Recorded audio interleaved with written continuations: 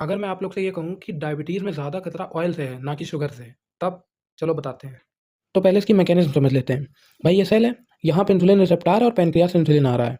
वो बाइंड हो रहा है कि अल्फा यूनिट से। एक तरीके से ये समझो, ये जो है ये ताला है और ये चाबी है। ये यहाँ बाइंड होगी तब ये लॉक खुलेगा और यहाँ से ये इंसुलिन रिसेप्टर सब्सट्रेट ये रिलीज़ होता है। और भी बीच में काफ़ी लंबी मैकेनिज़्म होती है, वो बाद में कभी बताएँगे। ये सीधे इसको एक्टिवेट करती है GLUT4 को। ये होता है ग्लूकोज़ ट्रांसपोर्ट टाइप 4।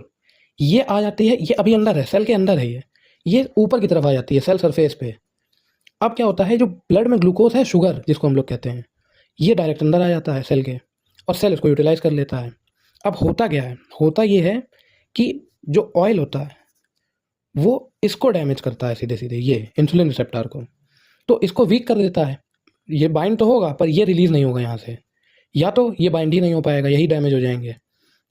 तो अब क्या होता है, ये ऊपर आएँगे नहीं, सेल सरफेस पे GLUT4 ऊपर की तरफ आएँगे नहीं और ये ऊपर नहीं आएँगे, तो ग्लूकोज़ सेल के अंदर नहीं आ पाएगा और ग्लूकोज़ सेल के अंदर नहीं आएगा, तो वो ब्लड स्ट्रीम में ही पड़ा रहेगा और ब्लड स्ट्रीम में पड़ा रहेगा तो ग्लूकोज़ का लेवल बढ़ता रहेगा। अब इसके बढ़ने से क्या प्रॉब्लम होती है, परमानेंट प्रेशर आता है पैनक्रियाज़ पे। अब इसी की वजह से इसकी सेल्स डैमेज होती हैं, बीटा सेल्स धीमे-धीमे करके ऑक्सीडेटिव स्ट्रेस की वजह से डैमेज हो जाती हैं, तो धीमे-धीमे पैनक्रियाज़ खराब हो जाता है और इंसुलिन जो है वो रिलीज़ होना बंद हो जाता है। बस डायबिटीज़ हो गई आपको। अब आप ना ऑयली खा पाएँगे, ना शुगर तो फिर खा ही नहीं सकते क्योंकि वो तो डायरेक्ट ही ब्लड स्ट्रीम में आ जाती है ना शुगर तो। ऑयल है सबसे बड़ा दुश्मन जो डायरेक्ट यहाँ अटैक करता है।